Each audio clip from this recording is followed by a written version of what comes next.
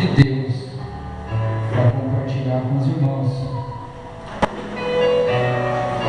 E eu quero que os irmãos abram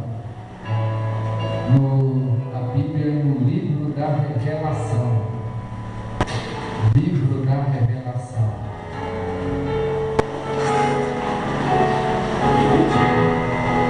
Qual que é o livro da Revelação, irmão? Quem escreveu o livro da Revelação foi João, lá na ilha de Patmos. João, ele escreveu um evangelho, escreveu 4 epístolas e o livro da Revelação, que é Apocalipse. O livro da Revelação é o livro do Apocalipse. Glória a Deus. Capítulo de número 3. Apocalipse, capítulo de número 3.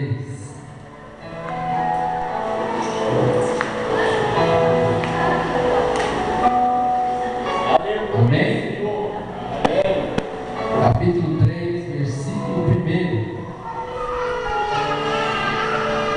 Diz assim: E ao anjo da igreja que está em Sardes, escreve isto, diz o que tem os 7 Espíritos de Deus e as 7 estrelas. Eu sei as tuas obras, que tens nome de que vives e estás morto. Sê vigilante e confirma o restante que estava para morrer, porque não achei as tuas obras perfeitas diante de Deus. Lembra-te, pois, do que tens recebido e ouvido, e guarda-o, e arrependa-te. E se não vigiares, virei sobre ti como um ladrão, e não saberás a que hora sobre ti virei. Mas também tens em Sardes algumas pessoas que não contaminaram suas vestes, e comigo andarão de branco, porquanto são dignas disso. Ao que vencer será vestido de vestes brancas, e de maneira nenhuma riscarei o seu nome do livro da vida, e confessarei o seu nome diante de meu Pai e diante dos seus anjos. Quem tem ouvidos, ouça o que o Espírito diz às igrejas. Aleluia. Amém? Irmãos, eu estava meditando nessa 5ª carta enviada às igrejas da Ásia, e meditando nela, eu encontrei 3 tipos de crente, 3 tipos de cristãos. Repita comigo: 3 tipos de crentes em Sardes. Amém. Então esse é o tema dessa campanha. Eu acredito que se os irmãos prestarem bastante atenção, os irmãos vão detectar 3 níveis de espiritualidades que há na igreja de Sardes, na igreja que foi enviada esta 5ª carta. A situação da igreja estava sendo afetada por um sistema mundano.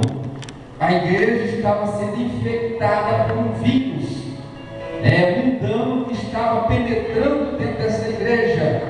E os irmãos, em Romanos, no capítulo 12 e no versículo 2, diz assim: E não vos conformeis com este mundo, mas transformai-vos pela renovação do vosso entendimento, para que experimenteis qual seja a boa, agradável e perfeita vontade de Deus. Olha só, irmãos, o que Deus o apóstolo Paulo diz: irmãos, não vos conformeis com este mundo. Por que não conformar com este mundo? Porque este mundo está sendo organizado por um sistema que pode destruir a espiritualidade de um cristão.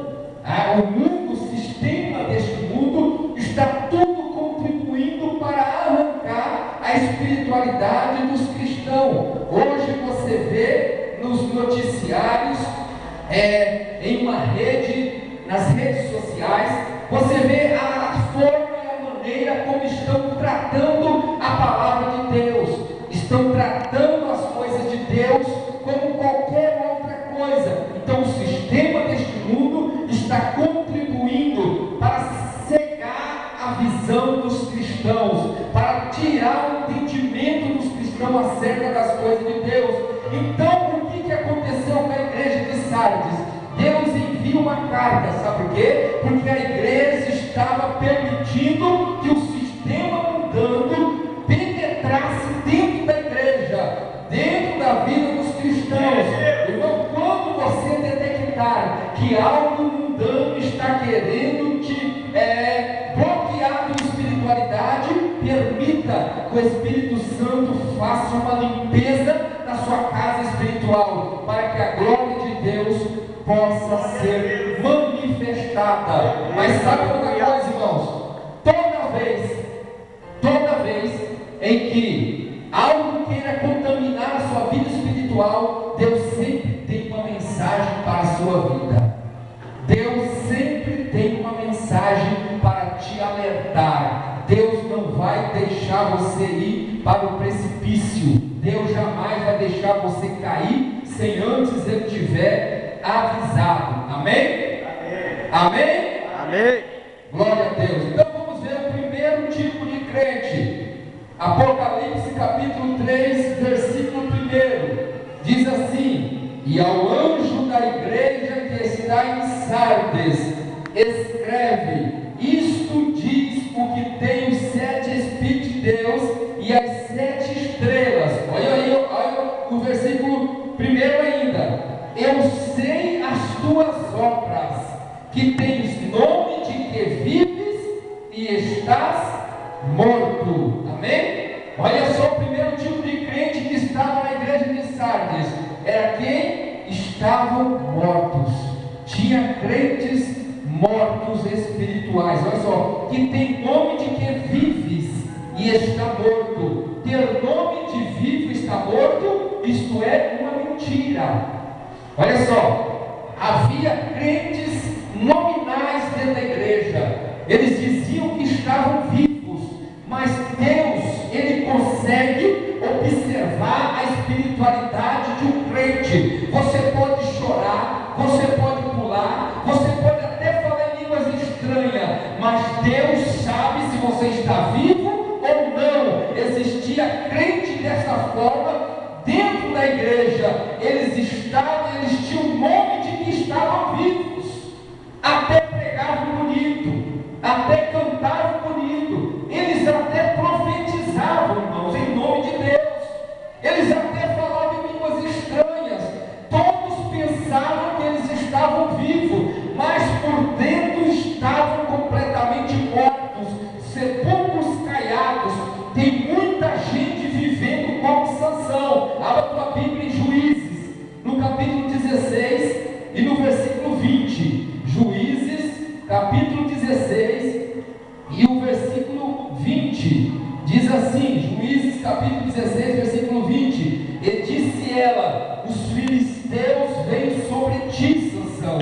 E despertou do seu sono e disse: sairei ainda esta vez como dantes e me livrarei, porque ele não sabia que já o Senhor se tinha retirado dele. Muitas pessoas estão como Sansão. Quando Dalila disse para ele: Sansão, havia os filisteus contra você. Ele pensou que o Espírito de Deus estava nele ainda. Ele pensou que ele iria destruir os filisteus, mas os cabelos de Sansão já tinham sido cortados, a força de Sansão já tinha sido esgotada, o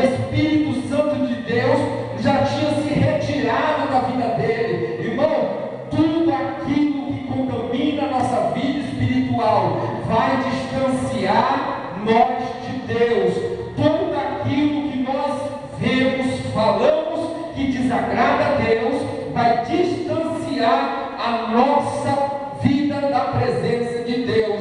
Sansão pensava assim: eu venci todas as vezes, agora eu vou vencer também. Ele pensou que Deus iria estar com ele em todas as circunstâncias. Deus me ama, Deus me chamou, o meu dom é muito grande, Deus não vai me abandonar. Não, Deus me tirou do mundo do pecado e me trouxe. Eu posso fazer o que quiser, que Deus vai sempre me amar. Isto é um equívoco da nossa parte. Deus nos ama muito, irmãos. Nada nos separa do amor de Deus, mas Deus não abre exceção para o erro. Deus não abre exceção para o pecado. Deus pode te amar mais do que tudo, mas Ele não vai abrir exceção. Deus não abre exceção para ninguém errar. Sansão pensou assim: eu sou escolhido de Deus, eu sou chamado por Deus, vai dar tudo certo, né? E quando a Bíblia diz no capítulo 16, versículo 20 de Juízes, e não sabia ele que o Espírito de Deus tinha se retirado da vida dele. Quantas pessoas, irmão, o Espírito Santo já se retirou e eles não sabem, sabe o que? Não tem noção, desagradam a Deus e vivem como se está tudo bem, já conseguem viver de uma forma errada, vivendo o Evangelho errado, vivendo o Evangelho fracassado, e pensa que está tudo bem. Olha como que Jesus repreendeu os fariseus. Abra a tua Bíblia em Mateus, capítulo 23. Mateus, Evangelho de São Mateus, capítulo 23, e o versículo de número 27. Evangelho de Mateus, capítulo 23, e o versículo 27.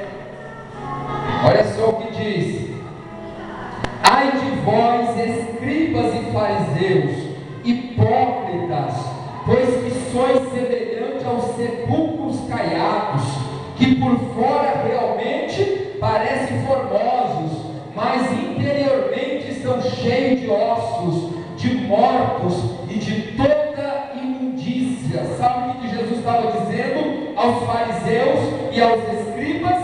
Jesus estava dizendo assim: vocês estão exigindo do povo santidade, vocês estão exigindo do povo que eles paguem os dízimos, vocês estão exigindo do povo que eles jejuam 2 vezes por semana, mas na hora de amar vocês não amam, na hora de perdoar vocês não perdoam, vocês são como sepulcros caiados.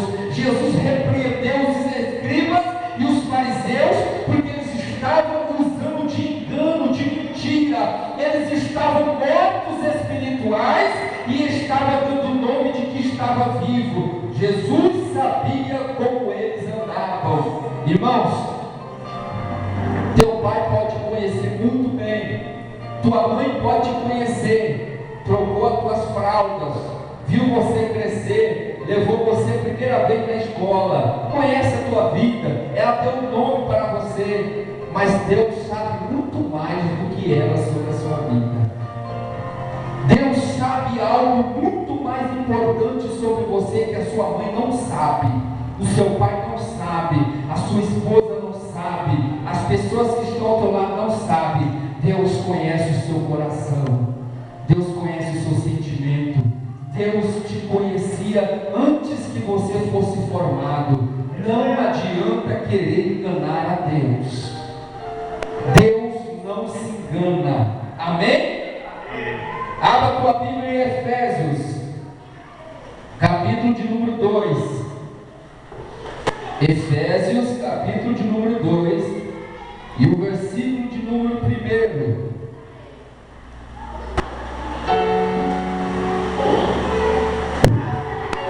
Diz assim, Efésios, capítulo 2, e o versículo 1: e vos vivificou, estando vós mortos em ofensas e pecados. Amém? Não seja um cadáver ambulante, irmão. Olha só, e vos vivificou, estando vós mortos em ofensas pecados. Se Jesus te vivificou, te trouxe para a igreja, mostrou a verdade, não precisa mais você voltar atrás. Ele já te vivificou, os teus olhos estão abertos. Não viva como estes crentes da igreja de Sardes, que tinham o nome de que estava vivo e eles estavam mortos. Eles tinham o nome de que estava pronto para tudo na presença de Deus, mas eles estavam completamente mortos. Amém? Vamos ver o segundo tipo de crente.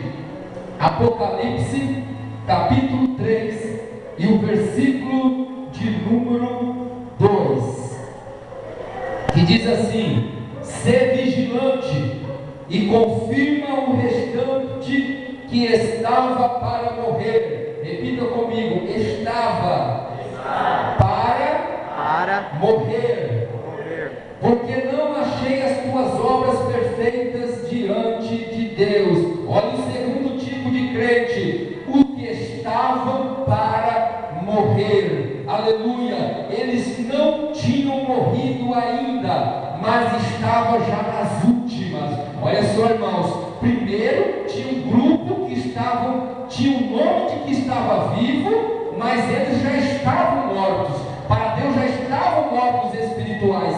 Já o segundo grupo, eles estavam para morrer, já estava quase o primeiro grupo, mas não estavam ainda. Eles estavam terrivelmente doentes na fé, estavam infectados espiritualmente.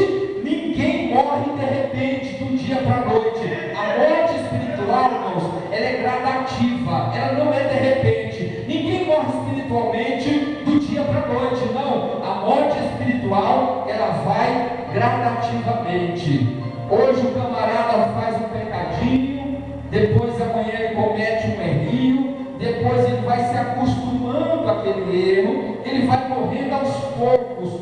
Quando ele vê, ele já está na UTI espiritual. A enfermidade já tomou conta do seu corpo todo, a enfermidade já tomou conta do seu organismo, já não tem mais jeito. Isso é o que aconteceu com o primeiro grupo. Eles tinham o nome de que estava vivo, mas não estava mais. Agora esse segundo grupo, eles estavam para morrer. Aleluia! E nós temos que ser vigilantes nesta área, irmãos. Nós temos que prestar bastante atenção nesta área. Sabe por quê? Porque não tem ninguém melhor do que nós para examinar a nós mesmos. 1 Coríntios capítulo 11, versículo 28 diz assim: examine-se, pois, o homem a si mesmo. Ninguém consegue examinar você melhor do que Deus e você mesmo. Alguém pode olhar a minha vida e querer até me julgar.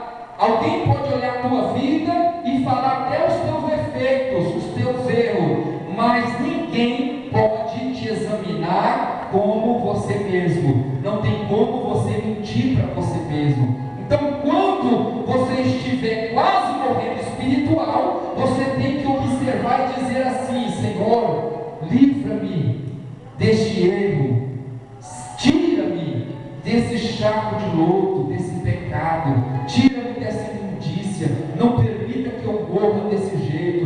Quando você estiver nesta fase terminal, irmão, você tem que buscar o refúgio de Deus. Quando você estiver passando por esse processo, não fica esperando a morte chegar, não fique esperando algo cair do céu, não, corra atrás, vai atrás do médico dos médicos, vai atrás de Jesus. Jesus é capaz de realizar o milagre na tua vida. Veja só como a morte é gradativa. Abra a tua Bíblia em João capítulo 11. Vamos ver o processo da morte.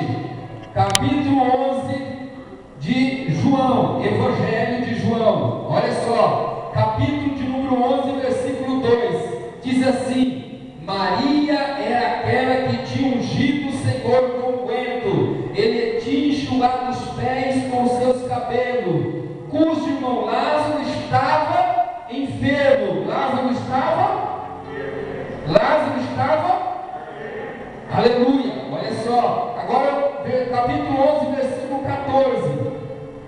Então Jesus disse-lhe claramente: Lázaro está morto. Lázaro está? Olha agora o versículo 39, capítulo 11, versículo 39. Disse-lhe Jesus: Tirai a pedra. Marta, irmã do defunto, disse-lhe: Senhor, já cheira mal, porque é já de 4 dias. Lázaro cheirava? Agora olha o capítulo 11, versículo 44. E o defunto saiu, tendo as mãos e os pés ligados com faixa, e o seu rosto envolto num lenço. Disse-lhe Jesus: Desligai-o e deixai-o ir. Olha só, capítulo 11, versículo 44. Lázaro estava amarrado. No capítulo 11, versículo 2, Lázaro ficou enfermo. No capítulo 11, versículo 14, Lázaro morreu. No capítulo 11, versículo 39, Lázaro cheirava mal. No capítulo 11, versículo 44, Lázaro estava amarrado. Os irmãos perceberam que a morte ela é gradativa, ela tem os seus processos. Nunca você vai ver um crente morrer espiritualmente do dia para a noite. Primeiro ele vai estar enfermo. O que é um crente enfermo? Ele já não ora como orava mais, ele já não lê a Bíblia quando lia mais. Quando um crente morre espiritualmente, ele já não é mais assíduo nos cultos, ele mata culto, ele não vem aos cultos, ele não frequenta mais os cultos de costume, já não ora, já não busca a presença de Deus. Você fala de Deus para ele, ele não está nem aí mais, já morreu. E pior do que isso, quando morre, começa a cheirar mal, começa a dar mau testemunho, começa a escandalizar a obra, começa a fazer o que Deus não se agrada. E no capítulo 11, versículo 44, Lázaro estava amarrado, a pessoa velha amarrada, nada dá certo para a sua vida, sabe por quê? Porque ela não tem mais aquela proteção espiritual. Irmãos, a Bíblia diz assim, lá no salmista dizendo: aquele que habita no esconderijo do Altíssimo, na sombra do Onipotente descansará. Aquele que habita no esconderijo do Altíssimo, na sombra do Onipotente descansará. Quem está vivendo amarrado não está mais debaixo da proteção de Deus. Quem está morto espiritual já não está mais debaixo das mãos onipotentes de Deus. Então, meu irmão, se você está passando por esse processo, cuide-se, trata-se. Quando o enfermo carnal está doente, o que ele faz? Ele vai no posto de saúde, vai no médico, né? Ele vai lá fazer o diagnóstico, o médico vai dar o diagnóstico da enfermidade, vai passar o remédio para ele tomar, para ele sarar daquela enfermidade, para ele ser curado da enfermidade. Então é isso que nós devemos fazer. Nós temos que pedir para Jesus: Senhor, dá o diagnóstico dessa enfermidade, e nós queremos realizar esse processo para ser curados. Amém, irmãos? Amém? Amém? Tiago, capítulo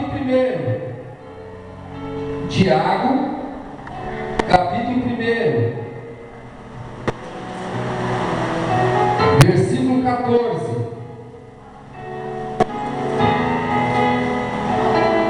Olha só, capítulo 1 de Tiago,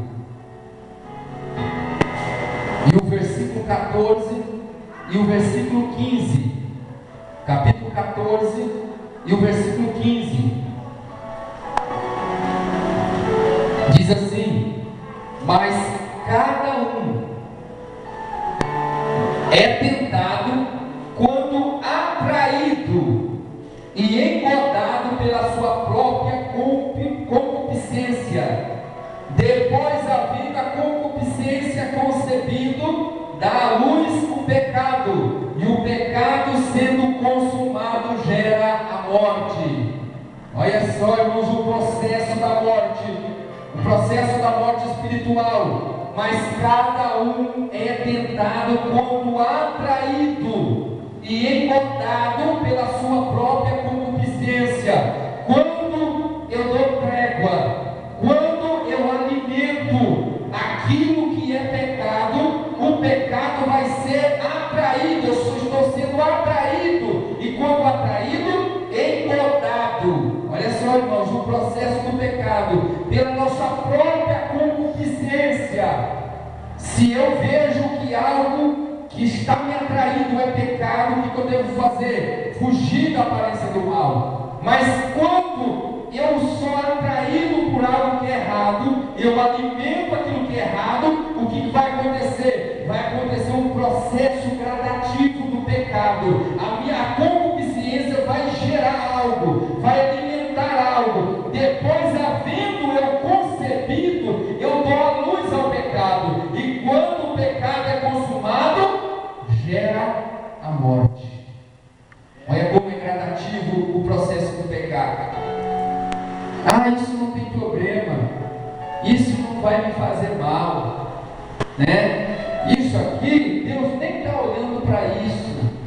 Aí nós pensamos que não está agradando a Deus, porque já atraiu, aquilo já neutralizou a minha consciência, e eu já não estou sendo mais ferido pela minha própria consciência.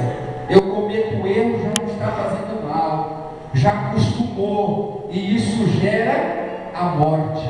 Amém, irmãos? Então, qual foi o primeiro grupo? O que estavam mortos. O segundo grupo, o que estavam para morrer. Agora vamos para o terceiro grupo de crente que estavam dentro de uma igreja. Olha só, irmãos, dentro de uma igreja tinha os mortos e tinha os que estavam para morrer. Agora vamos ver o terceiro grupo. Esse grupo você vai dar glória a Deus. Versículo 4: mas também tem em Sardes algumas pessoas que não contaminaram suas vestes, e comigo andarão de branco, porquanto são dignas disso. Qual que é o terceiro grupo? Os que não contaminaram as suas vestes. Aleluia! Aqueles fiéis, aqueles que não davam trégua para o erro, aqueles que não sentavam em rodinhas para conversar e falar da vida dos outros, para falar da vida das pessoas, para atingir outras pessoas, aqueles que não davam lado para o pecado, não permitia que algo viesse sujar as suas vestes, porque vestido sujo, irmão, ele atrai o diabo para acusar. Os irmãos sabiam que o diabo, ele está esperando uma oportunidade que você venha dar para ele te acusar? Quer ver? Vamos olhar para a Bíblia? Dá tempo ainda. Zacarias. Quem já ouviu falar do profeta Zacarias? Capítulo 3. Lembra do livro de Malaquias, que nós lemos por dízimos e oferta? Volta ao livro antes que você vai achar Zacarias. Isso, o penúltimo livro do Antigo Testamento. Zacarias capítulo 3.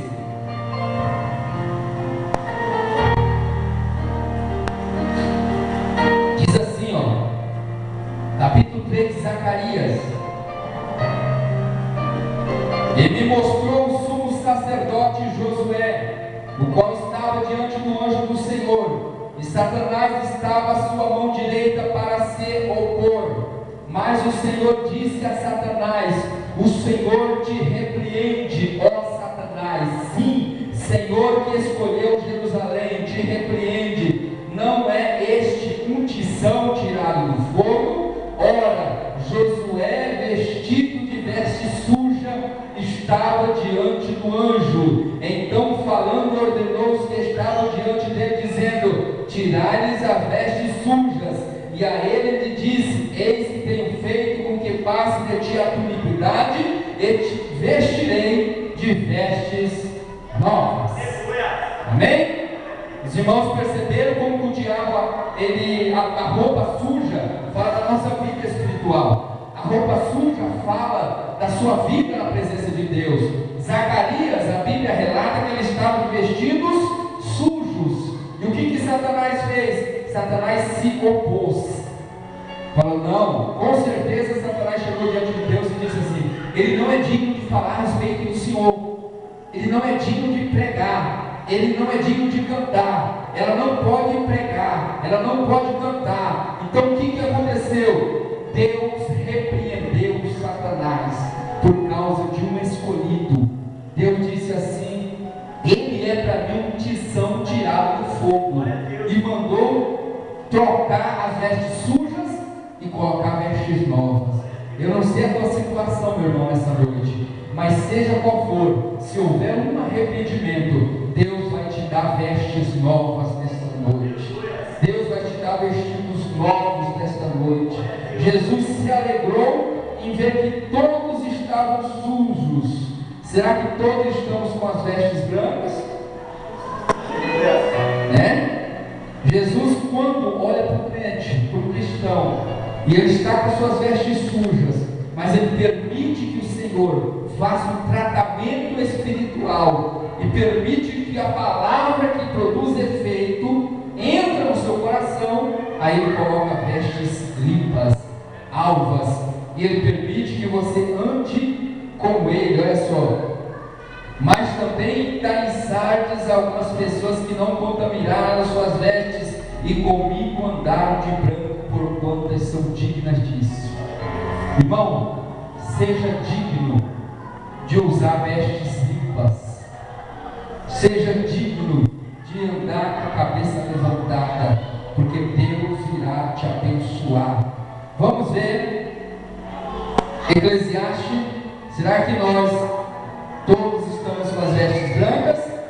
Eclesiastes capítulo 9 e o versículo 8. Eclesiastes 9:8. Em todo tempo sejam alvas suas vestes, e nunca falte o óleo sobre a tua cabeça. Amém? E se em todo tempo sejam alvas vossas vestes, e não falte óleo na sua cabeça. 1 João, primeira epístola do apóstolo João, primeira epístola, não é João, o Evangelho, é epístola, capítulo 1 e o versículo 7, diz assim: mas se andarmos na luz, como ele na luz está, temos comunhão uns com outros, e o sangue de Jesus Cristo, seu Filho, nos purifica de todo pecado. Amém? Olha só, se nós andarmos na luz, como na luz ele está, temos comunhão uns com os outros, e o sangue de Jesus Cristo nos purifica de todo o pecado. Irmão, permita que Deus venha se agradar das tuas obras. Permita que Deus se agrade das suas obras, e que você esteja enquadrada neste último grupo de crente, os que não contaminaram as suas vestes, mas andaram com as mãos dadas com Cristo, com vestidos brancos, porque você é digno disso. A coisa mais boa para o crente é quando ele é digno de andar com vestes brancas. Amém? Amém, irmãos? Porque a pior coisa para o crente, preste bastante atenção, a pior coisa para o crente é quando ele está tudo atrapalhado. Por quê? Porque às vezes conta ou prega-se algo e atinge o erro do crente, ele fica bravo.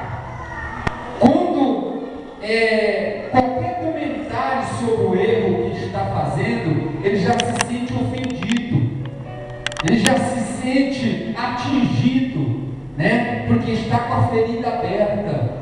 Aí quando se toca no erro, dói.